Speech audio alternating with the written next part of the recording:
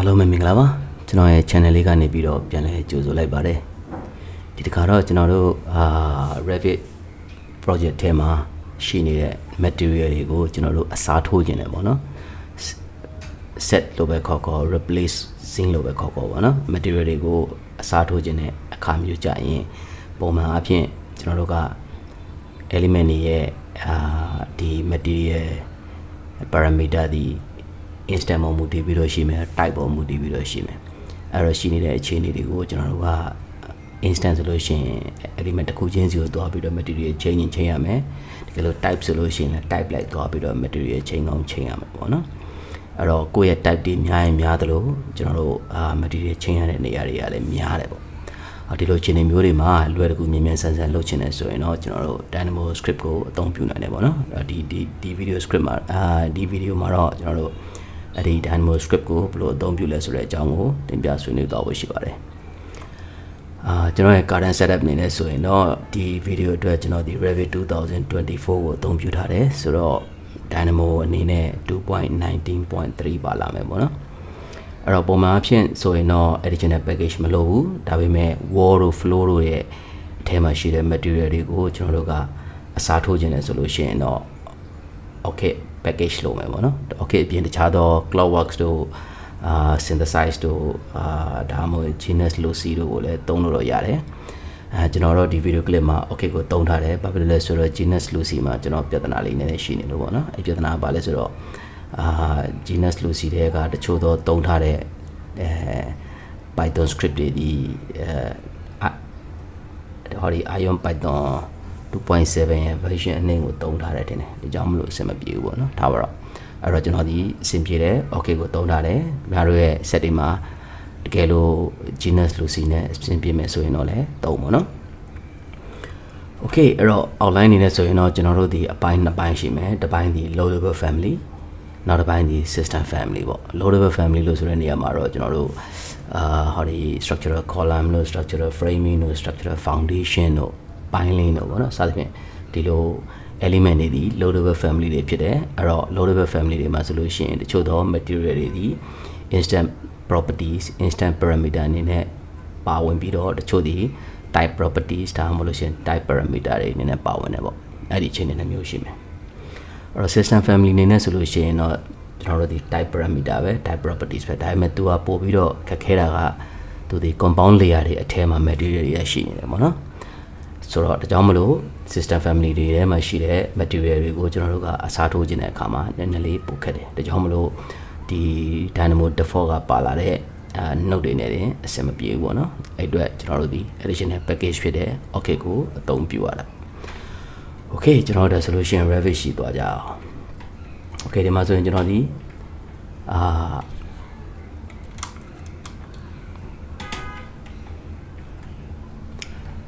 schedule ထုတ်ထားတယ် schedule တွေပါတယ်ထုတ်ထားလဲဆိုတော့ဒီ material အပြင် material take out အနေနဲ့ schedule ထုတ်ထားတယ် flow ရှိမယ်ဒီမှာဆို wall ရှိမယ် flow ရှိမယ်ပြီးလို့ရှိရင် structure column ရှိမယ် structural framing ရှိမယ် structural foundation ရှိမယ်ပြီးတော့ generic ရှိမယ်အဲ့ဒီ video ဒီကျွန်တော်ဒီ structural modeler တွေအတွက်ကိုရည်ရွယ်ထားတာဖြစ်တဲ့အတွက်ကြောင့်မလို့ category တွေများများဆဆတော့မရှိဘူး5ခုလောက်ဆိုရင် cover ဖြစ်တယ်ပေါ့နော်okay အဲ့တော့ဒီနေရာမှာအရင်ဆုံးအနေနဲ့ structural column ကိုရှိအောင် structural column ကြည့်မယ်ဆိုရင် structural column မှာဆိုလို့ရှိရင်ကျွန်တော်တို့ဒီ casing schedule လည်းရှိတယ်ပါတယ် precast လည်းပါတယ်ပေါ့နော်အဲ့ဒါအပြင်တချို့သော column တွေဆိုလို့ရှိရင် structuristic တွေသုံးထားတယ်အဲ့အတွက် material တွေဒီလို့ရှိတယ်ပေါ့ဆိုတော့ဒီလိုအခြေအနေမျိုးကဘယ်လိုမျိုး condition လဲဆိုလို့ရှိရင်ကျွန်တော်တို့ဒီအဖွဲ့အစည်းတစ်ခုခုကနေပြီးတော့ Revit model ကိုလက်ခံရရှိထားတယ်အဲ့ဒီ Revit model ကို submission ဒါမှမဟုတ်လို့ရှိရင်တစ်ခုခုလောက်ရမယ်ပေါ့နော်အဲ့လိုကိုသူများ model ကို model ဖြစ်ဖန်တီးတဲ့အခါမှာတချို့သော company တွေဒီကိုယ့်ရဲ့ကိုယ်ပိုင် material တွေကိုသုံးကြတယ်ဆိုတော့ဒီ project file မှာဆိုလို့ရှိရင်ပါလာတဲ့ material တွေဒီအရှိမသူဒီသူရဲ့ company logo company initial တွေပါလာတယ်ပေါ့နော်ဆိုတော့ ATL ပေါ့အဲ့တော့ကိုကဘယ်လိုသွားမလဲဆိုတော့manage ကိုသွားပြီးတော့ကျွန်တော်တို့ဒီကြည့်လိုက်မယ်ပေါ့ကြည့်လိုက်မယ်ဆိုလို့ရှိရင်ကျွန်တော်တို့ဒါဒီလို ATL နဲ့စလာတဲ့ကောင်တွေဒီဒါဒီဘယ်ကလာတာလဲဆိုတော့ဒီ project file ကပါလာတဲ့ material တွေပေါ့အဲ့ဒီ material တွေကိုကျွန်တော်တို့ရဲ့ကိုယ်ပိုင် company ရဲ့ standard material တွေနဲ့အစားထိုးခြင်းတယ်ပေါ့ဆိုတော့ဒီ gas in situ ဆိုလို့ရှိရင်လည်း ADL gas in situ နေရာမှာ CBB gas in situ ကိုအစားထိုးမယ် ADL precast ဒီနေရာမှာ CBB precast တွေကိုအစားထိုးမယ်စသဖြင့်ပေါ့ဒီလိုအစားထိုးခြင်းတဲ့အခြေအနေမျိုးမှာဆိုရင်ကျွန်တော်ပုံမှန်အပြင်ဘယ်လိုသွားမလဲဆို schedule လုပ်ရမယ် material schedule လုပ်ပြီးတော့ဒီနေရာကနေပြီးတော့ကိုကသွားပြီးတော့ချိန်ရမယ်ပေါ့နော်ဒီသဘောမျိုးပေါ့အဲ့လိုချိန်တဲ့အခါမှာလွယ်ကူတာတွေလည်းရှိတယ်တစ်ခါလေးလည်းခက်ခဲတာတွေရှိတယ်အဲ့တော့ဒီချိန်တွေကိုကြော်ဖြတ်ဖို့အတွက်ကျွန်တော်တို့ဒီ Dynamo script ကိုဖန်တီးထားတယ်ဒီမှာဆိုရင်ကျွန်တော်ဒီ Dynamo script နှစ်ခုရေးထားတယ်တစ်ခုဒီ loadable family အတွက်နောက်တစ်ခုဒီ system family အတွက်ပေါ့နော်သူဘာဖြစ်လို့လဲဆိုတော့ condition မတူတဲ့အတွက်ကြောင့် okay အဲ့တော့ structural colony နဲ့ပဲကြည့်မယ်ဆိုလို့ရှိရင်ကျွန်တော်တို့ဟာဒီ loadable family အတွက် material set လို့ပဲခေါ် replace material လို့ပဲခေါ်ပေါ့ဒီ node ကိုသုံးမယ်ပေါ့နော်ဒီဆိုတော့ဒီ Dynamo script ကိုသုံးမယ်Okay အဲ့တော့ဒီ Dynamo script မှာဆိုရင်ဘာရှိမလဲဆိုပထမအဆုံးအနေနဲ့ category ရွေးရမယ် category ဒီ structural column ကိုကျွန်တော်ရွေးထားတယ်ပြီးလို့ရှိရင်ဒီနေရာမှာသူက type parameter လား type parameter instant parameter ဖြစ်ရတဲ့အကြောင်းရင်းကလည်းတချို့အခြေအနေတွေမှာဆိုရင်တော့ကျွန်တော်တို့ Superzo 3D view ကိုကြည့်လိုက်မယ် 3D view ကိုတွက်ကြည့်လိုက်မယ်ဆိုရင်ဘာတွေ့ရမလဲဆိုတော့တချို့ column တွေဒီချို့ column ရဲ့ properties တွေထဲမှာရှိတဲ့ material ဆိုတဲ့ parameter ပေါ့နော်ကျွန်တော်တို့ရှိမှာဆိုရင်တော့ structural material ပေါ့ structural material ဆိုတဲ့ parameter တွေဒီ type properties ထဲမှာပဲရှိတယ် type parameter အနေနဲ့ရှိနေတယ်ဒါဒီ precast column တွေအတွက်ပေါ့ okay အဲ့တော့ steel column တွေအတွက်ကြတော့သူ့ရဲ့ material ဒီသူဒီ instant မှာပဲရှိနေတယ်အဲ့ဒီလိုအခြေအနေပေါ့ဒါကြောင့်မလို့ instant လား type လားဆိုတာကိုဒီမှာရွေးရတာပေါ့ okayအဲ့တော့ wall အနေနဲ့ပြောမယ်ဆိုလို့ရှိရင်ကျတော့ wall ဆိုလို့ရှိရင်ကျွန်တော်ဒီမှာ wall တစ်ခု select ပေးလိုက်မယ် wall ပေါ့wall တစ်ခု select ပေးလိုက်မယ်ဆိုလို့ရှိရင် wall ဒီ type parameter ထဲမှာပဲရှိတဲ့အပြင်ကိုသူဒီ compound layer ထဲမှာရှိနေတဲ့အတွက်ဟောဒီ compound layer တွေသွားပြီးတော့ချိန်ရမယ်ပေါ့နော် okay ဒါဒီသဘောတရားအနေနဲ့ကျွန်တော်တို့နားလည်ဖို့အတွက်အရင်လိုအပ်တယ်ပေါ့နော် okay ဒါဆိုလို့ရှိရင်ကျွန်တော်တို့အရင်ဆုံးဟောဒီset material ပေါ့နော် loadable family အတွက် set material လောက်တော့မယ်ဆိုရင်ပထမဆုံး category ရွေးလိုက်ပြီးလို့ရှိရင်ကျွန်တော်တို့အရင်ဆုံးinstant လား type လားဆိုတဲ့နေရာမှာ hori precast ဒါမှမဟုတ် cast in situ ဒီ material နေရာတွေမှာကျွန်တော်တို့ကအစားထိုးမှာဖြစ်တဲ့အတွက် hori type parameter နေရာမှာ true ပေးထားလိုက်မယ်အဲ့တော့ material name ဒီဘာဖြစ်မလဲဆိုတော့ structural material ဖြစ်မယ်အဲ့တော့ material ဘယ် material ကိုရှာမှလဲဆိုရှာမဲ့ material တွေဒီ ATL S underscore ဖြစ်မယ်ပြီးလို့ရှိရင်သူဒီ CONCRETE concrete space dash ဒါတော့တိကျဖြစ်ရမှာပေါ့နော်ဒီဘက်က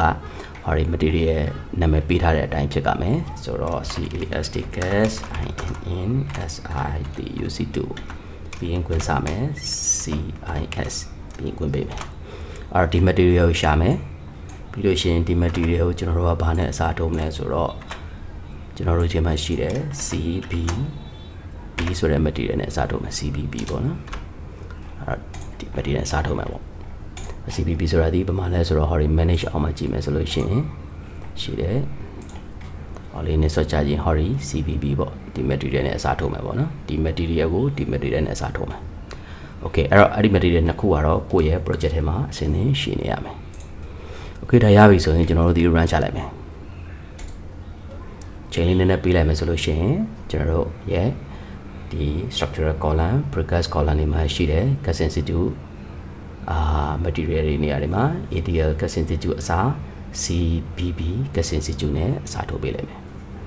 သူဒီကို project ထဲမှာသုံးထားတဲ့ element အရေးတက်ပေါ်မူတည်ပြီးတော့ hori progress လေးဒီ percentage လေးဒီတဖြည်းဖြည်းတက်လာမှာပေါ့နော်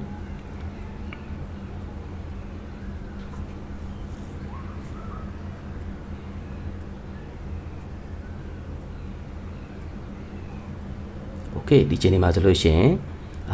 သူက structure okay သူကဘာလုပ်သွားတာလဲဆိုတော့လွယ်ပြီဆိုတာ brick ဒီနေရာမှာက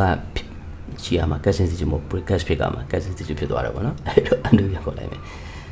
undo ပြန်ခေါ်လိုက်မယ်ကျွန်တော်ယူတဲ့ဟိုဟာဒီ cast in situ ဒီ material name ဒီဟိုဟာမို့ structural material မို့ဒီကောင်ဒီ infill fill concrete FILLED fill CONCRETE ပေါ့နော် အဲ့ဒီကောင်ကဘယ်ကနေတော့ကြည့်လို့ရမလဲဆိုတော့ခုန 3D view ကိုတွားပြီးတော့ 3D view ရဲ့ဟောဒီ overall ကနေတော့ကြည့်လိုက်သိမယ်ဟောဒီ precast column တစ်ခုကိုကျွန်တော်တို့က select ပေးလိုက်မယ်ပြီးရင်သူ့ကို edit property နဲ့ကြည့်လိုက်မယ်ဆိုရင်မြင်ရမယ်ဒီနာမည်ထည့်ရမှာပေါ့နော်အဲ့ဒီ field concrete ဆိုတာဟောဒီ precast column ရဲ့ဒီလိုပြောလို့ရတာပေါ့ဒါလေးကိုခဏပြန်ဆက်လုပ်လိုက်မယ်အဲ့ဆိုလုပ်လိုက်မယ်အဲ့ဆိုဟောဒီမှာဒီ precast column လာထိုင်မယ် precast beam တွေပါလိဆင်ပြီးပြီဆိုတော့မှဒီနေရာမှာ casing situ အနေနဲ့ဒီ concrete ကိုထပ်လောင်းတဲ့နေရာပေါ့နော် wet joint လို့လည်းပြောတာပေါ့ okay အဲ့တော့ကျွန်တော်တို့ကဒီအခြေအနေကိုသိဖို့လိုတယ်ကိုယ့်ရဲ့ဘယ် parameter တွေကိုအစားထိုးမှလည်းသိဖို့လိုတယ်အခုလောဆယ်အစားထိုးမှဒီ concrete field concrete ဆိုတဲ့ material parameter ကိုအစားထိုးမှဖြစ်တဲ့အတွက်ဘယ်လိုသွားမလဲဆိုတော့ column ပြန်လာမယ်ပြီးရင်ဒီနေရာမှာ field concrete ဆိုတာပေးလိုက်မယ် type မှာ true ပေးမယ်ဒါဆိုရင်ဒီကောင်ရပြီဒါဒီ ATL casing situ နေရာတွေမှာကျွန်တော်တို့က CBB casing situ ကိုသုံးမယ်ပြီးရင်ပြန် run ကြည့်လိုက်မယ်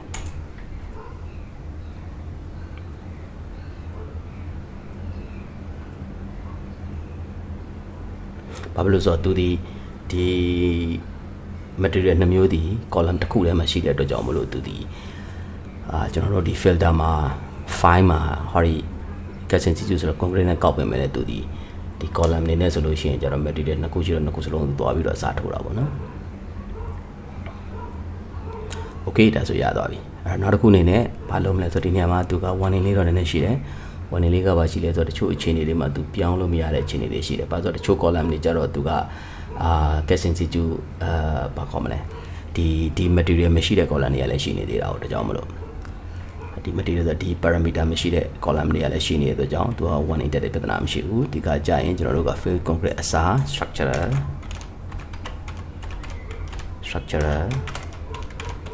material သုံးမယ်ဒီကကြာရင်တော့ဘာဖြစ်မလဲဆိုတော့ဒီနေရာဒီ precast ဖြစ်မယ်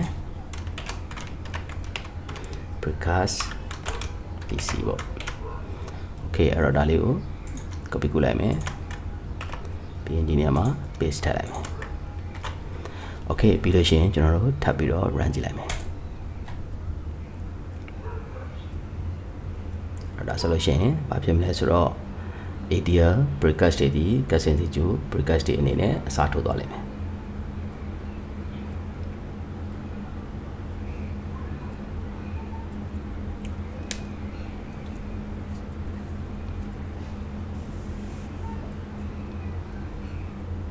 okay ဒါဆိုလို့ရှိရင်အခြေအနေတော်တော်များများရပြီအဲ့တော့ဘာလေးတွေပဲကြံတော့လဲဆိုတော့ဒီနေရာမှာဆိုတချို့နေရာတွေမှာဆိုလို့ရှိရင်ဒါတွေဒီ precast concrete ဖြစ်နေတယ်တက်ကောင်းတော့မှန်သွားပြီပေါ့နော်ဒီနေရာလေးတွေမှာ casing situ လေးတွေမှာ ADL လေးတွေဖြစ်နေတယ်အဲ့ဒီကောင်လေးဒီဘာကြောင့်ဖြစ်တာလဲဆိုတော့ဒီကောင်လေးတွေကိုနည်းနည်းစစ်ကြည့်လိုက်လို့ရမယ်စစ်ကြည့်ရင်သူဒီအဲ့ဒီ parameter တွေဒီ instant parameter ဖြစ်နေတယ်ထင်တယ်ဒါကြောင့်မလို့အဲ့တော့ဒီနေရာမှာကျွန်တော်တို့ကဘာထပ်လုပ်မလဲဆိုတော့ type အစား instant ပြောင်းလိုက်မယ် instant ပြောင်းပြီးတော့ဒီအခြေအနေနဲ့ precast မဟုတ်ဘူးဒီကကျတော့ casing situ ပေါ့နော် casing situ ပြန်ပြောင်းမယ်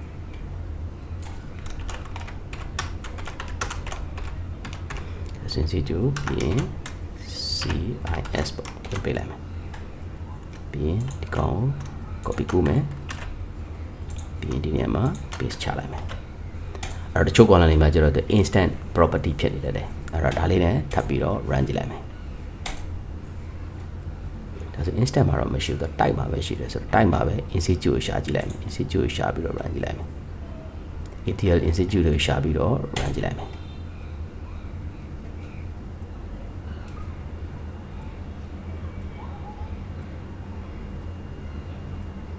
ဒါဆိုလို့ရှိရင်တော့အဖြစ်မလဲဆိုတော့ဒီ type properties မှာပဲတချို့တော့ ATL casing situ တွေကိုအစားထိုးပြီးသားဖြစ်သွားလိမ့်မယ်ဒီနည်းနဲ့ကျွန်တော်တို့ဒီ structural column တွေကို structural framing တွေကိုကိုယ်အစားထိုးလို့ရမယ်ဟုတ်ပြီနော် okay အဲ့တော့ဒီနေရာမှာ steel အနေနဲ့ရှိမယ် steel အနေနဲ့ဆိုလို့ရှိရင်2မျိုးရှိတယ်ပေါ့နော်အဲ့တော့ SHS ရယ် UC ရယ်ဒီကောင်တွေကျတော့ instant parameter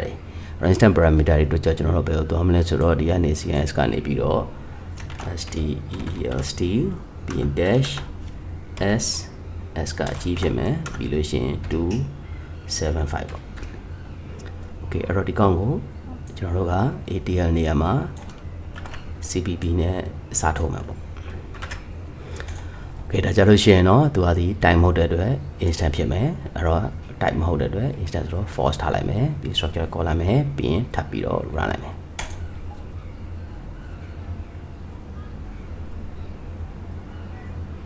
Okay အဲ့ဒါဆိုလို့ရှိရင်တော့ကျွန်တော်တို့ရဲ့ hori ဒီ steel column တွေရဲ့ instant parameter ဖြစ်တဲ့ structural material မှာ CBB S steel S275 နဲ့အစားထိုးပြီးသားဖြစ်သွားလိမ့်မယ် Okay ဒီနည်းနဲ့ကျွန်တော်တို့ဒီ material တွေကိုလွယ်လွယ်ကူကူအစားထိုးလို့ရမယ်ပေါ့နော် Okay ဒီကကြရင်ကျွန်တော်တို့ဘာကိုထပ်ပြမလဲဆိုတဲ့အခါကျတော့ structural framing ရှိသွားလိုက်မယ် structural framing ကိုတစ်ချက်ပြမယ် structural framing မှာဆိုလို့ရှိရင်ဒါတွေရှိမှာပေါ့နော်အဲ့တော့ hori ATL gas in situ concrete တွေကိုကျွန်တော်တို့ကအစားထိုးမယ်ပေါ့နော် steel လည်းရှိတယ်အဲ့တော့ steel နဲ့အရင်စားထိုးလိုက်မယ် steel ကလောလောဆယ် set လုပ်ပြီးသားဆိုတော့ structural column နေရာမှာ structural framing ကိုရှာလိုက်မယ် S ဆိုတော့အောက်ဘက်မှာရှိမယ် element တို့ P2RS ဆိုတော့ဒီမှာရှိမယ် structural framing annotation ဆိုတော့ column ရှိမယ် column ရှိမယ်ဆိုတော့ structural framing LF ဆိုတော့ဘယ်ဝိုင်းလဲ connection ပဲရှိသေးတယ် fabric ရှိမယ် structural foundation ရှိမယ် structural framing ပေါ့နော် structural framing ဆိုတဲ့ category ကိုကျွန်တော်တို့ရွေးပြလိုက်မယ်အဲ့ structural framing ကလည်းသူဒီ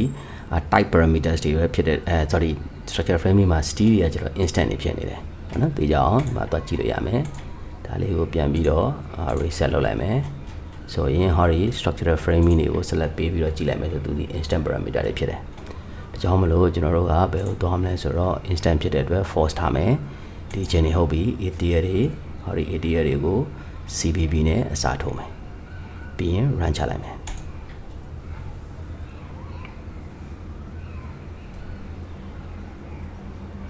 အဲ့တော့ steel column တွေကိုသူဒီ run လိုက်မယ်ပြီးလို့ရှိရင်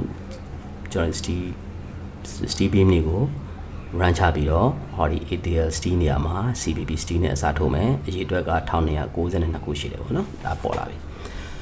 Okay ဒါဆို gas in situ တွေအတွက်ကိုထပ်ပြီးတော့ကြည့်မယ်ဆိုလို့ရှိရင်ဘယ်လိုသွားမလဲဆိုတော့ gas in situ အတွက်ဆိုရင်ဒီနေရာမှာ gas in situ ပြောင်းမယ် sorry ONCRETE dash CAST gas INSITU ပေါ့နော်သင်စားမယ် CIS ခွင့်ပေးမယ်ပြီးတော့ဒါလေးကို copy ကူးမယ်ပြီးရင်ဒီနေရာမှာ paste ချလိုက်မယ် Okay အဲ့တော့ဒီ material parameter name တွေဒီ material တွေရဲ့ name တွေဒီကြဖြစ်ဖို့တော့လိုတာပေါ့နော် Okay ဒါရပြီဆိုရင်သူကတော့ type parameter တွေဖြစ်တဲ့အတွက်ကြောင့်မလို့ true ထားလိုက်မယ်ပြီးလို့ရှိရင် run ချလိုက်မယ်အဲ့တော့ဒီနေရာမှာ ATL gas in situ တွေအကုန်လုံးဒီသူဒီပုံမှန်အပြင်ပြောင်းသွားလိမ့်မယ်မပြောင်းဘူးဆိုလို့ရှိရင်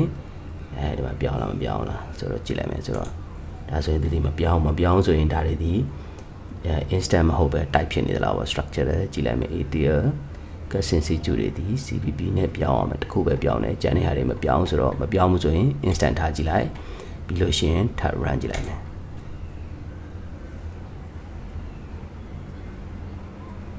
Okay တချို့ဟာတွေက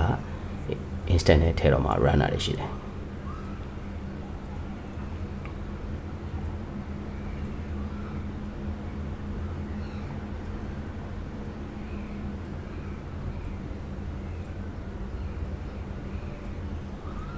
Okay run တာပြီဒါပေမဲ့တချို့ဟာတွေမှာတော့ warning ရှိတယ်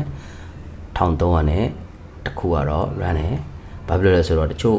framing တွေကကြတော့သူဒီတခြားသောအခြေအနေတွေထဲမှာရှိနေတဲ့ကြောင့်သူကမ run တာပေါ့နော်ဒါပါတော့ Okay ဘာဖြစ်ဖြစ်ကိုယ့်ရဲ့ hori table မှာ ATL gas in situ တွေအကုန်လုံးဒီ CBB နဲ့အစားထိုးပြီးသွားပြီပေါ့နော်အဲ့တော့ဒီကကြရင် breakers တွေကိုအစားထိုးမယ် breakers တွေကဘာပဲရှိမလဲဆိုတော့ဒါလေးတွေပဲရှိမှာပေါ့နော် breakers တွေနဲ့အစားထိုးမယ်ဖြစ်တဲ့အတွက်ဒီနေရာမှာ breakers ကိုပြောင်းမယ် breakers PC copy ကူးမယ်မှာ paste ချလိုက်မယ်ဒါကတော့နာမည်တူလို့ပေါ့နော်တကယ်လို့နာမည်ဒီလိုအားလုံးဒီပါမတူဘဲနဲ့ဟာဆိုလို့ရှိရင်လည်းအဲ့ဒီလျောက်ပေါ့ Okay ဒါရပြီဆိုရင်ကျွန်တော်တို့ဒီလောလောဆယ် instant နဲ့အရင် run ကြည့်လိုက်မယ် instant နဲ့ run ကြည့်လို့ပြောင်းသွားရင်မလိုတော့ဘူးတကယ်လို့မပြောင်းသေးဘူးဆိုရင်တော့ကျွန်တော်တို့ဒီ type ပြောင်းမယ်အဲ့တော့ဒီချိန်နေမှာဆိုလို့ရှိရင်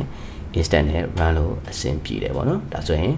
beam တွေမှာဆိုလို့ရှိရင် steel တွေရော concrete တွေရောကျွန်တော်တို့ဒီအစားထိုးပြီးသွားပြီပေါ့ Okay ဒါတော့ကျွန်တော်တို့ဟောဒီ project ထဲမှာရှိတဲ့ structure column နဲ့ structural framing ကိုအစားထိုးတာပေါ့တကယ်လို့ကိုက structural foundation ကိုအစားထိုးခြင်းလဲထိုနည်း၎င်းမယ် structural foundation လို့ဒီမှာပေးလိုက်မယ် structural foundation တွေကတော့ cast in situ တွေများမယ် structural foundation ကျတော့ foundation framing foundation အပေါ်မှာရှိမယ်location element လို့ဆိုတော့ foundation ပေါ့နော်ဒီမှာဒါဆိုလို့ရှိရင် structural material တွေမှာသူကတော့ cast in situ တွေပဲဆိုတော့cast in situ CIS လုပ်ပေးမယ်ဟုတ်ဒီမှာစာထိုးလိုက်မယ် Okay ပြီးလို့ရှိရင်ကျွန်တော်တို့ကထပ်ပြီးတော့ run ကြည့်လိုက်မယ် instant နဲ့အရင် run ကြည့်လိုက်မယ် instant နဲ့ run လို့အဆင်မပြေဘူးဆိုတော့မှ type နဲ့ run ကြည့်လိုက်မယ်တော့ instant နဲ့ run တဲ့ချိန်မှာ instant parameter ထဲမှာ structural material ကိုသူရှာမရဘူးဆိုလို့ရှိရင်သူဒီပေးမှာမဟုတ်ဘူးပေါ့နော်အဲ့တော့ type နဲ့ run ချလိုက်မယ်ဒါဆိုလို့ရှိရင်သူဒီမှာတစ်ခါတည်းပြောင်းသွားပြီပေါ့နော်69ခုနေနဲ့ပြောင်းသွားပြီ Okay ခုနကတော့မပြောင်းတာတကယ်တော့ instant နဲ့လည်းပြောင်းသွားတယ်ထင်တယ် Okay ထားပါတော့ဒါဒီ structural framing ကိုကျွန်တော်တို့အစားထိုးပြီးသွားပြီနောက်ဆုံးအနေနဲ့ဟောဒီ generate ထဲမှာရှိတဲ့ piling ကိုအစားထိုးမယ်ဆိုတော့ cast in situ ပဲဆိုတော့ဒီနေရာမှာ generic ဖြစ်တဲ့အတွက် G ကိုရှာမယ် G element ဆိုတော့ GHEFG ဆိုတော့ဒီလောက်မှရှိမယ် F G ဆိုတော့ generic model ကိုယူမယ် generic model ပေါ့နော် generic model ဒါကိုယူမယ် ATL cast in situ တွေကို CPP cast in situ နဲ့အစားထိုးမယ်ပြီးလို့ရှိရင်ကျွန်တော်တို့ကဒီနေရာမှာ run ချလိုက်မယ် Okay တခါလေးပြောင်းသွားပြီပေါ့နော်ဒီနည်းနဲ့ကျွန်တော်တို့ဒီဘာလုပ်တာလဲဆိုတော့ hurry loadable family တွေထဲမှာရှိတဲ့ material တွေကို change နေတဲ့ material နဲ့အစားထိုးတဲ့ process ပေါ့ဒီထိ okay သွားပြီအဲ့တော့ဘယ်ကိုသွားမလဲဆိုတော့ကျွန်တော်တို့ဒီ system family ကိုသွားမယ် system family ကိုသွားမယ်ဆိုတော့အရင်ဆုံး wall ကိုသွားမယ်ပေါ့နော် wall ကိုသွားမယ်ဆိုရင် wall မှာဘာတွေရှိမလဲဆိုတော့သူဒီကျွန်တော်တို့ရဲ့ structure wall တွေကကြတော့ archi wall တွေလိုမျိုး layer မများတဲ့အတွက် layer တွေတစ်ခုတည်းဖြစ်တဲ့အတွက်ကျွန်တော်တို့ရဲ့ layer index ကိုက0ပေးထားလို့ရတယ်အဲ့တော့ layer index ကိုဘာနဲ့ရည်တွက်တာလဲဆိုတဲ့အခါကျတော့ hori ဒီကနေhori wall ဆို wall element ကို select ပေးပြီးတော့ edit type ကနေတွက်ကြည့်လိုက်မယ်ဒီထဲမှာ layer ဘယ်နှခုရှိလဲပေါ့ layer တစ်ခုတည်းရှိတယ်သူပြဿနာမရှိဘူးကြတော့ layer 5ခုရှိတယ်ဆိုရင်တော့အဲ့ဒီ layer ကို0 1 2 3ကိုသူအပေါ်ကနေစီသွားတယ်ပေါ့နော်အဲ့သဘောရှိတယ် Okay လောလောဆယ် wall ကကျွန်တော်တို့က layer လည်းပဲရှိတဲ့အတွက် layer လည်းပြဿနာမရှိဘူးအဲ့တော့ဒီနေရာမှာ wall ကိုပြန်လာမယ် wall တွေအားလုံးဒီ cast in situ တွေဖြစ်တဲ့အတွက် ATL cast in situ တွေနေရာမှာကျွန်တော်တို့က CBB cast in situ ကိုအစားထိုးမယ်ပေါ့နော် wall ဖြစ်တဲ့ layer index ကို0ထားမယ်ဒါရပြီဆိုလို့ရှိရင်ကျွန်တော်တို့ဒီ run ချလိုက်လို့ရပြီ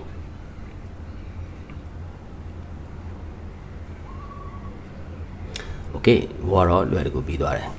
အဲ့တော့ flow မှာဆိုရင်တော့ပြဿနာနည်းနည်းရှိမှာ flow မှာဆိုတော့အချင်းကြီးတော်တော်များများကတော့ကျွန်တော်ဒီ layer တွေပဲထည့်ထားတယ်တခုပဲဟောဒီဘာခေါ်မလဲဒီမှာကျတော့ site model ပါနေတော့ site model ထဲမှာရှိတဲ့ LAN ကတော့ S4 ကိုသုံးထားတဲ့အတွက်ဒီ S4 မှာတော့နည်းနည်းလေးပြဿနာရှိတယ်ဒါမှစမ်းကြည့်လိုက်မယ်ဆိုတော့ကျွန်တော်ဒီဘယ်ကိုသွားမလဲဆိုတော့ flow ကိုသွားမယ် flow ဖြစ်တဲ့အတွက် F ကိုသွားမယ် F ကိုသွားပြီးတော့ EFFL overflow သွားမယ်အဲ့တော့ layer index ကိုတော့0ပဲထားမယ် ATL cast in situ နေရာမှာ CBB ကိုအစားထိုးမယ် Okay အဲ့တော့လောက်တဲ့တချို့နေရာတွေမှာတော့ CBB ရှိနေတယ်ဒါတော့ပေါ့နော်အဲ့တော့ ATL တွေကိုအစားထိုးမယ်ဆိုရင်ဒီနေရာမှာကျွန်တော်ဒီ run ချလိုက်မယ်ဆိုလို့ရှိရင် hurry 49ခုပြောင်းသွားပြီ ATL တွေအကုန်လုံးဒီ CBB ဖြစ်သွားပြီပေါ့နော်ဒီသဘောပေါ့Okay ဒါဆိုလို့ရှိရင်ကျွန်တော်တို့လိုချင်တဲ့ဟာကိုရသွားပြီဒီမှာသူ S4 ကသူ S4 ရှိနေတယ်ပြောင်းလည်းမရှိဘူးတကယ်လို့တစ်ခါတလေမှာဒီ0 layer index ကြောင့်မလို့ဒီ S4 ပြောင်းသွားခဲ့တယ်ဆိုလို့ရှိရင်ကျွန်တော်တို့ကဒီညမှာပြန်ပြီးတော့တချို့ဟာတွေကျွန်တော် manually ပြန်ပြီးတော့ change တာတွေတော့ရှိတယ် Okay အဲ့တော့ဒီ Dynamo script နှစ်ခုရဲ့လုံဆောင်ချက်ကတော့တစ်ခုနဲ့တစ်ခုကတော့မတူဘူးပေါ့နော်အဲ့တော့ဒါလေးကိုအတီးဘောတော့မယ် loadable family တဲ့ဆိုလို့ရှိရင် instant type ရှိတယ်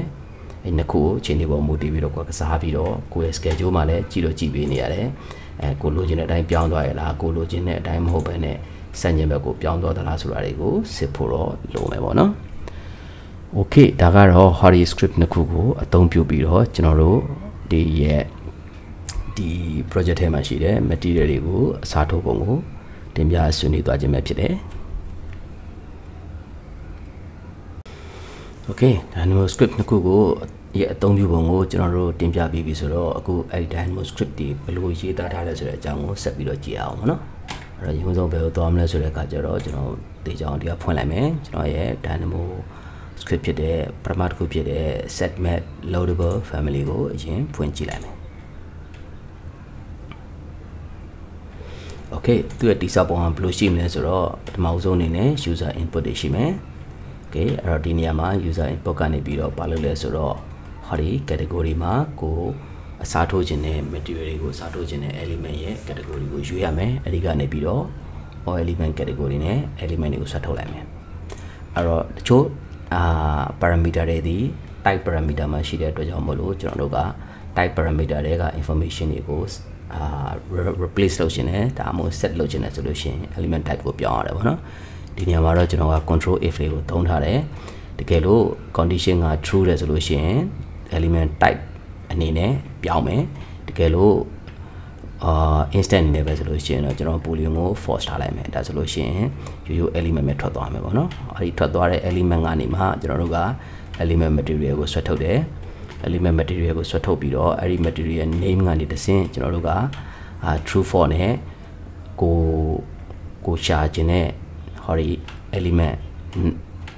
material name နဲ့ filter ကောက်လိုက်ပြီးတော့ yes no နဲ့ yes တွေထွက်လာတာပေါ့ထွက်လာတဲ့ yes တွေကို yes တွေဆိုတာထွက်လာတဲ့ဒီ element တွေကိုမှကျွန်တော်တို့ကပုံမှန်အပြင်ဆိုလို့ရှိရင်တော့ set parameter by name နဲ့သုံးပြီးတော့material ကို replace လုပ်တယ်အဲ့တော့ material replace လုပ်တဲ့အခါမှာကျွန်တော်တို့က material ကိုနာမည်မှန်အောင်ထည့်ရတယ်ဒါမှဟောဒီ material.by name နဲ့ material ဆွဲထုတ်ပြီးတော့ဒီ material နဲ့အစားထိုးတယ်ပေါ့နော်ဒီ condition လုပ်ဖို့အတွက်ဆိုလို့ရှိရင်သူဒီ loadable family တွေမှာပဲအဆင်ပြေတယ်ဒါတော့မှပဲ loadable family တွေမှာinstant ဆိုလို့ရှိရင်ကျွန်တော်တို့က element ကိုပဲဆွဲထုတ်တယ်တကယ်လို့ type parameter တွေကို change နေတယ်ဆိုလို့ရှိရင် type ကိုဆွဲထုတ်တယ်ပေါ့နော်ဒီပုံစံနဲ့သွားတယ်ဒါဒီ loadable family ရဲ့သဘောပြီးတော့ system family တွေမှာကျတော့ဘယ်လိုလာလဲဆိုတော့သူကကျတော့အားလုံးက type family ပဲဖြစ်တဲ့အတွက်ကျွန်တော်တို့ကထွက်လာတဲ့ category ကနေပြီးထွက်လာတဲ့ element တွေကို type element ပြောင်းလိုက်တယ်ပြောင်းလိုက်ပြီးတော့ type element တွေကိုကျွန်တော်တို့ကအစားထိုးမယ်ဒါပေမဲ့ material တွေကိုဆွဲထုတ်တဲ့အခါကျတော့ကျွန်တော် element နဲ့ပဲဆွဲထုတ်လိုက်တယ်ပြီးတော့မှဒီကနေပြီးတော့မှ filter ကောက်ပြီးတော့ထွက်လာတဲ့ကိုလိုချင်တဲ့ကိုရှာချင်တဲ့material attach လုပ်ထားတဲ့ element တွေကို filter ကောက်ပြီးတော့ဒီနေရာမှာတော့ခုနကကျွန်တော်ပြောတဲ့ object ထဲမှာရှိတဲ့ set compound layer ဆိုတဲ့ already node ကိုသုံးတယ်အဲ့ node ကသူ့မှာလက္ခဏာဆိုရင် element type ရှိမယ်အဲ့တော့ element type ကိုဆွဲထည့်ရတယ်ပြီးတော့ material binding ကနေ material ဆွဲထည့်တယ် index ကျတော့ကျွန်တော်စောစောကပြောခဲ့တယ် wall ဆို wall ထဲမှာကိုက layer ပဲတစ်ခုထည့်ခဲ့တယ်လေ layer တစ်ခုလည်းပဲထည့်တယ်ဆိုရင်တော့အဲ့ဒီထည့်တဲ့ layer ထဲမှာရှိတဲ့ element material ကိုပဲအစားထိုးချင်တာဆိုရင် index 0ပေါ့တကယ်လို့ကိုရဲ့ wall ဒါမှမဟုတ် floor ထဲမှာရှိတဲ့ကိုထည့်ခဲ့တဲ့ကိုပြောင်းကျင်တဲ့ material ဒီ layer 1မှာရှိလား layer index 2မှာရှိလားအဲ့ဒီ index 1 2 3ကိုဟောဒီက index နဲ့အစားထိုးပြီးတော့ထည့်ပြီးတော့ဟောဒီကောင်ကိုဆွဲထုတ်တာပေါ့နော်ဒါဒီသူရဲ့ process ပေါ့ okay ဒါကတော့သူရဲ့ဒီ script နှစ်ခုရဲ့တိစောက်ပုံပဲပေါ့နော် alright နှစ်ခုတိစောက်ပုံကိုကျွန်တော်တို့အကြမ်းမြင်ကြည့်မယ်ဆိုလို့ရှိရင်ကျွန်တော်တို့ဘယ်လိုကြည့်ကောင်းမလဲဆိုတော့ဒီကနေပြီးတော့သွားလိုက်မယ်ဒီကနေပြီးတော့ဒါဆိုရင်ကျွန်တော်တို့ကဘာလုပ်မလဲဆိုတော့3D model ကိုပဲယူထားလိုက်မယ်ပြီးရင်ခုနကDynamo ဖွင့်လိုက်မယ်ပြီးလို့ရှိရင် new ခေါ်လိုက်မယ် okay new ခေါ်လိုက်မယ်ပြီးလို့ရှိရင်ဒီခါကျရင်တော့ကျွန်တော် element အားလုံးကိုမဟုတ်တော့ဘူးကျွန်တော်အစမ်းပြမှာဖြစ်တဲ့အတွက်ကြောင့်မလို့ဒီနေရာမှာကျွန်တော် select model element နဲ့ပဲသွားလိုက်မယ် element ထွက်လာပြီပေါ့နော် element ကဘာကိုပေးမလဲဆိုတော့ပထမဆုံးကျွန်တော်ဒီ select ပေးပြီးတော့ column ကိုပေးလိုက်မယ် column တစ်ခုပေါ့ column ဒီဘေးရောက်သွားလဲဆိုတော့ column တစ်ခုပေးလိုက်မယ်ဒါဆိုရင် element ရပြီဆို hori element ကနေမှကျွန်တော်တို့ကဘာလုပ်မလဲဆိုတော့သူ့ရဲ့ material ပေါ့ material material ကိုဘာအဖြစ်ယူမှာလဲဆို element အဖြစ်ယူမှာဆိုတော့ .element ပေါ့ element ရဲ့ material နဲ့ရှာမယ်အဲ့တော့ဒီနေရာမှာဆိုလို့ရှိရင်သူ့ကိုsorry သူ့ကိုဘာနဲ့ရှာမလို့ get material နဲ့ရှာမယ်နော် get material မှာကျွန်တော်မှာတော့ package တွေရှိတော့တခြား package တွေပါပေါ်လာတယ်အဲ့တော့ဒီနေရာမှာဒီလိုသွားလိုက်မယ် get material as material ဆိုလို့ရှိရင်ဒီမှာ Revit default ပါရှိပြီ Revit default ကနေယူလိုက်ရပြီချလာမယ်အဲ့တော့ဟောဒီ select လုပ်ထားတဲ့ element ထဲမှာရှိတဲ့ material ထွက်လာမယ်ပေါ့နော်အဲ့တော့ဒီ material ကိုမှကိုကသိချင်တယ်ဆိုလို့ရှိရင် material.name ပေါ့ material.name နဲ့ကျွန်တော်တို့ကရှာမယ်အဲ့တော့ material.name ကဒီမှာ .name နဲ့ရှာလို့မရဘူးဆိုရင် material name နဲ့ပဲရှာကြည့်မယ်material name ဆိုရင် Revit မှာ material name ဆိုတာရှိမယ်သူကိုခေါ်ချလိုက်မယ်ပြီးရင်ဒီထဲထည့်လိုက်မယ်ပြီးရင်ကျွန်တော် run ကြည့်လိုက်မယ်ဒါဆိုရင်ဒီနေရာမှာဘာကိုတွေ့ရမလဲဆိုတော့သူဒီ material တွေဒီဟောဒီ column တစ်ခုထဲမှာကိုပဲ material တွေဒီ3မျိုးတွေ့ရလိမ့်မယ်ဟုတ်ပြီနော် material တွေ3မျိုးတွေ့ရမယ်အဲ့တော့ material တွေရဲ့ volume တွေကိုကျွန်တော်တို့စစ်ကြည့်နေတယ်ဆိုလို့ရှိရင်လည်းဒီနေရာမှာစစ်ကြည့်လို့ရတယ် material တွေကိုmaterial volume နဲ့ရမှာကြည့်လိုက်မယ် volume မှာ Revit volume ရှိမယ်သူကဘာတွေရှိမလဲဆိုတော့ material နေနဲ့တော့ volume တော့မရဘူးပြ volume ကတော့မှာပဲကြည့်မှရမယ်ထားပါစို့နော်အဲ့တော့ဂျမ်မင်းဟောဒီမှာဒီ column တစ်ခုထဲမှာနေမယ် material ဒီ3မျိုးရှိတယ်ကျွန်တော်ဒီထဲမှာထည့်ထားတာဒီ material ဒီ2မျိုးပဲထည့်ထားတာပေါ့နော်ဒါပေမဲ့ तू ကဒီမှာကျတော့3မျိုးတော့လာပြတယ်ဒါပေမဲ့2ခုပဲထည့်ထားတာတေးကြတဲ့တစ်ခုကတော့တချို့တော့ hide လုပ်ထားတဲ့ element တွေရဲ့ material တွေပါလာပေါ်နေတဲ့သဘောဖြစ်နေလို့ပေါ့နော်ဒီသဘောလေးတော့သိပါလို့မယ်ဘာလို့ဒီ column မှာဆိုလို့ရှိရင်အသေးစိတ်ဆိုရင်နောက်ထပ်ဟောဒီ face base နဲ့ထပ်ပြီးတော့ nested ထည့်ထားတဲ့ callback လေးတွေပါရှိနေသေးတယ် callback လေးတွေကအခုက value ဒီဘာမှမရှိတဲ့အတွက်ကြောင့်မလို့ပေါ်နေတာပေါ့အဲ့တော့ဒီပုံစံနဲ့ကျွန်တော်တို့ဒီပါတွေကိုရလဲဆိုတော့ဟောဒီ element ရဲ့ material တွေကိုရလာပြီအဲ့တော့ precut ရှိတယ် custom schedule ရှိတယ်ပေါ့နော်အဲ့ဒီကနေပြီးတော့မှကျွန်တော်တို့ကဘာလုပ်မလဲဆိုတဲ့အခါကျတော့သူ့ကိုအစားထိုးဖို့အတွက်ဘာလုပ်မလဲဆိုတဲ့အခါကျတော့ကျွန်တော်တို့ဒီ set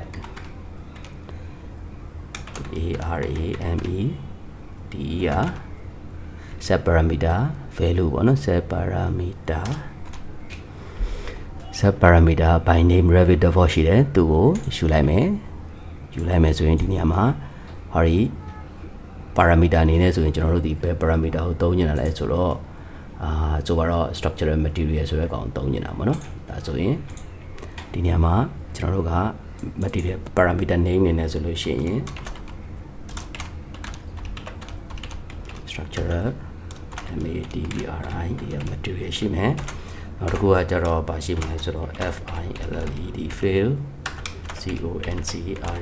concrete ဆိုတာရှိမယ်နှစ်ခုရှိမှာပေါ့နော်အဲ့တော့လောလောဆယ်အပြင်ရှိမှာ semi column ကိုမထားခဲ့တဲ့အတွက်หนีသွားတာပေါ့ဒီကနေပြီးတော့ material တွေကိုပေးမယ်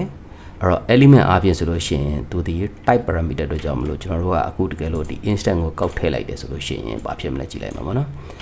တခါတလေတချို့အခြေအနေတွေမှာဆိုလို့ရှိရင်တခါတည်းသူကအဆင်ပြေသွားတာရှိတယ်အဆင်မပြေခဲ့ဘူးဆိုရင်တော့ element types နဲ့အစားထိုးအောင်ပါပေါ့အဲ့တော့ value အတွက်ဆိုရင်ကျွန်တော်တို့က material ကို material dot by name နဲ့သွားရမယ် by name ပေါ့နော် by name အပြင်သွားရမယ်ဆိုတော့ material ကို by name နဲ့သွားမှာဆိုတော့ဒီမှာ by name ကကျွန်တော်က by name ကို space ထည့်လိုက်လို့ဖြစ်လိမ့်မယ် space မထည့်ပါဖြစ်မယ်ဆိုတော့ material by name ဆိုရှိတယ်အဲ့ material by name ဒီကျွန်တော်တို့ material ကိုဒီမှာထည့်မယ် material နာမည်ကိုကျတော့ကျွန်တော်တို့ကဘာပေးမလဲဆိုတဲ့အခါကျတော့ဒီမှာ code block နဲ့ဒါလေးကိုအောက်ကနာထားလိုက်မယ် okay အဲ့တော့ဒီကောင်လေးကိုယူမှာပေါ့နော်ဒီကောင်လေးယူမှာဆိုတော့ code block နဲ့ယူလိုက်မယ်ပြီးလို့ရှိရင်ဒီမှာ cbb underscore s dash contrede space dash ပြီးရင်သူက structural material မှာဆိုတော့ precast ပေါ့ precast precast pc ပေါ့ပြီးရင်ကျွန်တော်တို့double quote လေးနဲ့ပိတ်လိုက်မယ်sorry ကွင်းပြီးရင်ပိတ်မယ်လက်သေးကွင်းပြီးရင် double quote လေးနဲ့ပိတ်လိုက်မယ်ပြီးရင် comma ချလိုက်မယ်ဒါနှစ်ခုရပြီနောက်တစ်ခုကထပ်ပြီးတော့ယူလိုက်မယ်ဒါတော့ custom schedule ယူလိုက်မှာပေါ့နော် copy ယူမယ်နောက်တစ်ခုကကျတော့ custom schedule ပေါ့ custom situ ပေါ့ cis နဲ့လိုက်မယ်ပြီးရင်သူ့ကိုdouble quote နဲ့ပိတ်ပြီးတော့ semicolon နဲ့ပိတ်ထားမယ်အဲ့တော့ပထမ material ဒီသူ့ရဲ့ကျွန်တော်တို့ဒီထဲမှာအကုန်လုံးလောဆယ်ထွက်လာတာဒီ precast CPP ဆိုတော့ CPP နေရာမှာကျွန်တော်တို့က ATL ထည့်ချင်တာဆိုတော့အစားထိုးမဲ့ကောင်းဒီ ATL ဆိုတော့ဒီနေရာမှာ ATL ပြောင်းလိုက်မယ် ATL ပြောင်းလိုက်မယ်ပြီးဒီ precast ကိုဒီကိုသွားလိုက်မယ် Okay ဒါဆိုလို့ရှိရင်လောဆယ်မတိုင်ခင်မှာဘာဖြစ်နေလဲဆိုတော့ဟောဒီ material ဒီ CPP ဆိုတော့ precast ဖြစ်နေတယ်ပေါ့နော် structural material အနေနဲ့ပြောမယ်ဆိုလို့ရှိရင်နော်အဲ့တော့ဒီ CPP နေရာမှာ ATL ထည့်ခြင်းလဲဆိုလို့ရှိရင်သူကဟောတာနဲ့အစားထိုးပြီးတော့ကျွန်တော်အခု run ချလိုက်မယ် run ချလိုက်တာနဲ့သူကဘာဖြစ်လဲဆိုတော့ warning တက်တယ်ဒီမှာ နားပဲဖြစ်နေတယ်ဇလန်ဘာဖြစ်လဲဆိုတော့ဒါဒီ type parameter ဖြစ်တဲ့အတွက်ဒီ element ကိုတန်းထည့်လို့မရဘူးဒီနေရာမှာ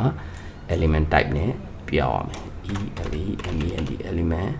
ဒီ YPE ပေါ့ဒီ element type ပေါ့ဟောဒီ element ရဲ့ element type မျိုးအစားနဲ့ပြန်ခွဲယူပြီးတော့မှဒါကိုဒီထဲကိုထည့်လိုက်တော့မှ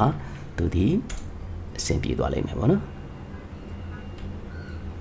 Okay ဒါဆိုလို့ရှိရင်အဆင်ပြေသွားပြီအဲ့တော့ဒီ column လေးကိုပြန်ပြီးတော့ select လုပ်ကြည့်မယ်ပြီးရင် edit လုပ်ကြည့်လိုက်ရင်ဟောဒီနေရာမှာ ATL နဲ့အစားထိုးသွားတာသဘောပေါ့တကယ်လို့ကိုကဒီနေရာမှာ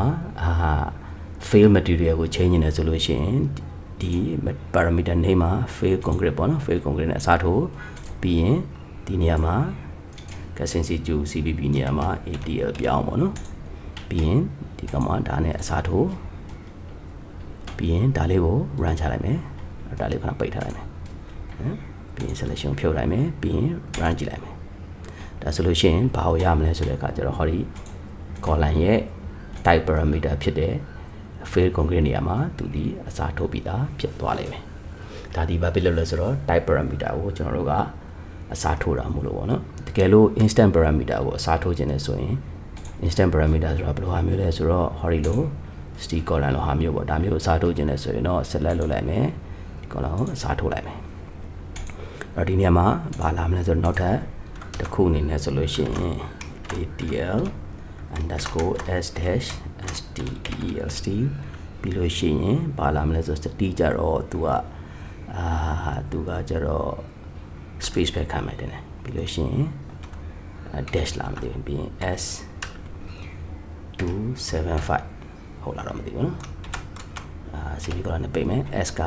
ဘာဖြစ်မလဲဆိုတော့အကြီးဖြစ်မယ်လို့ထင်တယ်ဒါပေမဲ့တေးချောင်းကြည့်ကြည့်လိုက်မယ်သူ material ဒီ instant ဖြစ်တယ်ဒီနေရာမှာ s-t ပေါ့နော်ပြီးလို့ရှိရင်နောက်က space ရဲ့ dash ရဲ့ပြီးတော့ space ခံပြီးတော့မှ s275 ပေါ့အဲ့ဒီကောင်နဲ့စားထိုးခြင်းလဲဆိုလို့ရှိရင်ကျတော့ material name ကဒီကိုသွားမယ်အဲ့ဒီကကျတော့ fail မဟုတ်တော့ဘူးသူဒီ structural material ပဲအဲ့ဒီချိန်နေမှာဟောဒီ type နဲ့အစားထိုးပြီးတော့ run ကြည့်လိုက်မယ်ဆိုလို့ရှိရင်သူဒီ error တက်လိမ့်မယ်ဘာဖြစ်လို့လဲဆိုတော့ဟောဒီကိုထည့်ခြင်းနဲ့ material တွေဒီ instant ဖြစ်နေတဲ့အတွက်ကြောင့်ဒီချိန်နေကြရင်တော့ဒါကိုမသုံးမဲနဲ့သူကဟောဒီ element ကိုထိုက်ရိုက်သုံးမှာသူကအဆင်ပြေမယ်ဒါဆိုရင်ဒီထဲမှာကြည့်လိုက်မယ်ဆိုဟောဒီ object ဒီ object material ကို ATL နဲ့အစားထိုးပြီးသားဖြစ်သွားလိမ့်မယ်အဲ့တော့ဒီနေရာမှာ element လား type လားဆိုတော့ကျွန်တော်တို့ကဘာနဲ့ခွဲလိုက်တာလဲဆိုတဲ့အခါကျတော့ if နဲ့ခွဲလိုက်တာ if ပေါ့နော် if နဲ့ခွဲလိုက်တယ် if ဆိုတဲ့ကောင်လေးကိုယူလိုက်တယ်ပြီးလို့ရှိရင်ဒီနေရာမှာတကယ်လို့ပြီးတော့ boolean မှာထည့်လိုက်မယ် boolean မှာထည့်လိုက်ပြီးတော့ boolean ကိုကျွန်တော်တို့ကပါထားလိုက်တာလဲဆိုတော့ boolean ကို true ဆိုလို့ရှိရင် type နဲ့သွားတကယ်လို့ false ဆိုလို့ရှိရင်တော့ element လိုက်သွားပေါ့ပြီးတော့မှထွက်လာတဲ့ဟောဒီ output ပုံမူတည်ပြီးတော့မှကျွန်တော်တို့ကဒီထဲကိုထည့်ပေးလိုက်မယ်ဒါဆိုလို့ရှိရင်သူဒီမှာလောတဲ့ steel ဆိုလို့ရှိရင် steel ဒီ instant ဖြစ်တဲ့အတွက် false ကိုသွားပြီးတော့ run ရမယ်တကယ်လို့ true ဆိုလို့ရှိရင်တော့ကျွန်တော်တို့ဒီ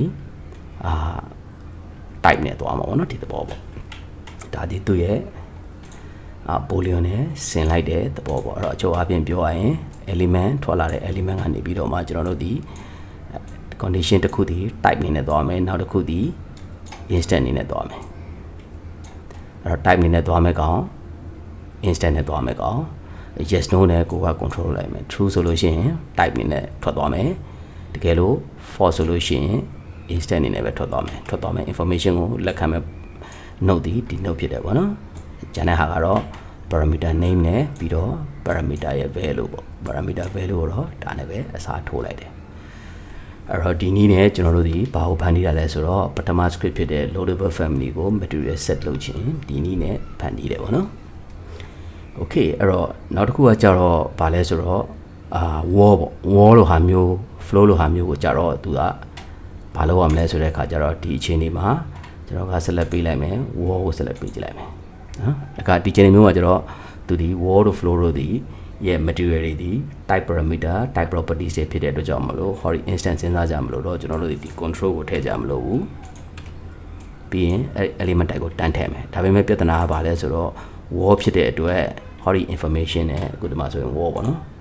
wall ဖြစ်တဲ့အတွက် wall ရဲ့ hori information ဒီ cpp ဖြစ်နေတယ် hori cpp ကိုကျွန်တော်တို့က atl ပြောင်းနေတယ်ပေါ့နော် cat.c2 ပြောင်းနေတယ်ဆိုရင် structural framing and structural material ကတော့ဝင်တာမှန်တယ်ဒီ value မှာကျတော့ cat.c2 ကိုဝင်လိုက်မယ်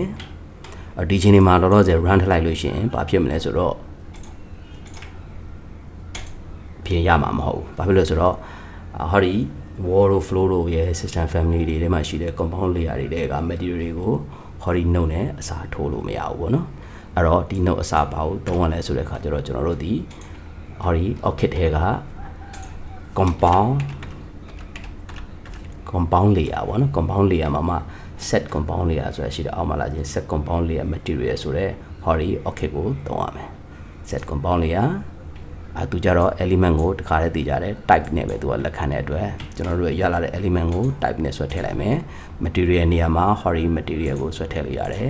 ဒါပေမဲ့ index နေရာမှာကျတော့သူဒီ hori wall ထဲမှာရှိတဲ့ကို change နေတဲ့ layer ဒီဘယ် index မှာရှိနေလဲသိဖို့လိုတယ်လောလောဆယ်အခြေအနေကတော့ index ဒီကျွန်တော်တို့သိထားပြီးသားဒီ0ဖြစ်တဲ့အတွက်ကျွန်တော်တို့ဒီနေရာမှာ0ဆိုပေးချလိုက်ရတယ်0ဒီ number ဖြစ်ကြမယ်ပြီးရင်ထည့်လိုက်မယ်ပေါ့နော်ဒါဆိုရင် hori လောလောဆယ်ဦးနာရှိနေတဲ့ wall ဒီဘာ wall လဲဆိုတော့ဒီ wall ပေါ့နော် select ပေးလိုက်မယ်ဒီ wall မှာလောလောဆယ်အပြင်ရှိနေတဲ့ hori structural material တွေဒီ cpp ဖြစ်နေတယ်အဲ့ဒါကိုကျွန်တော်တို့က atl နဲ့အစားထိုးမယ်ဆိုဒီချိန်မှာ run ချလိုက်လို့ရှိရင်သူဒီအဆင်ပြေသွားတယ်ပြီးဆုံးသွားလိမ့်မယ် okay အဲ့တော့ဒီနေရာမှာကျတော့သူဒီဘာမလို့လဲဆိုတော့ hori parameter name ထည့်ကြမလို့တော့ဒီ compound ပုံမူတည်ပြီးတော့ပဲသူကဒီ compound layer ရဲ့ index ပုံမူတည်ပြီးအစားထိုးသွားတာပေါ့နော်ဒီနေရာမှာ select ပေးပြီးတော့ကြည့်လိုက်မယ်ဆိုလို့ရှိရင်ခုနက cpp နေရာမှာ atl material နဲ့အစားထိုးသွားလိမ့်မယ်ဒီနည်းနဲ့ကျွန်တော်တို့ဒီ material တွေကိုကို change နေတဲ့ material နဲ့ကိုကဘာလုပ်လို့ရလဲဆိုတော့ replace လုပ်လို့ရတယ်ပေါ့နော် okay ဒါကတော့ကျွန်တော်တို့ hori ဒီ script ကိုရေးတဲ့အခြေခံပေါ့အဲ့ဒီကနေပြီးတော့မှကျွန်တော်တို့ကဘာထပ်လုပ်တာလဲဆိုတော့ project တစ်ခုလုံးနဲ့ရှင်တဲ့အခါကျတော့hori loadable family ဆိုတဲ့ loadable family wall တွေအကုန်လုံးကိုဆွဲထုတ်လိုက်တယ် wall တွေအကုန်လုံးကိုဆွဲဆိုတော့ဒါကတော့ loadable ဆိုလို့ရှိရင် column တွေအကုန်လုံးဆွဲထုတ်လိုက်တယ်အဲ့ဒီကနေ element တွေဆွဲထုတ်လိုက်မယ်ထွက်လာတဲ့ element တွေကိုမှကျွန်တော်တို့ကဒီ flow ပုံမူတည်ပြီး element တွေထွက်လာမယ် element ကelement နေနဲ့ပဲယူမလား element type နေနဲ့ပဲယူမလားဆိုတာကို true for ပေးပြီးတော့ if control ခံလိုက်တယ်ထွက်လာတဲ့ပုံမူတည်ပြီးတော့မှ material တွေထွက်လာမယ်အဲ့ဒီ material တွေထွက်လာတော့ material တွေကိုကျွန်တော်တို့က string contain နဲ့ကိုရှာခြင်းတဲ့ material အဲ့ဒီ element တွေမှာရှိလားဆိုတာဆွဲထုတ်လိုက်တယ်ဆွဲထုတ်လိုက်ပြီးတော့မှထွက်လာတဲ့ material တွေကိုကျွန်တော်တို့က replace လုပ်တယ်ဒါကတော့ loadable family တွေကို replace လုပ်တဲ့နည်းတကယ်လို့ system family ကို replace လုပ်မယ်ဆိုလို့ရှိရင်ကြတော့သူကတခါတည်း type ဖြစ်တဲ့အတွက်ကျွန်တော်တို့ခုနပြောတဲ့ if control if flow ကိုထည့်သုံးကြမလို့တော့ဘူး element တန်းထုတ်ပလိုက်တယ်ပြီးတော့မှအဲ့ဒီကိုထုတ်ထားတဲ့ element တွေထဲမှာပါလာတဲ့ material တွေ alike ကိုလိုချင်တဲ့material ပါတဲ့ element ကို filter ကောက်ပြီးတော့ထုတ်ချလိုက်တယ်ထွက်လာတဲ့ဟာကိုမှကျွန်တော်တို့က hori object ထဲက system family type dot set compound layer dot layer material ဆိုတဲ့ node နဲ့အစားထိုးပြီးတော့ကို change နေတဲ့ material နဲ့အစားထိုးတယ်ပေါ့နော် okay အဲ့တော့ဒီ video လေးကတော့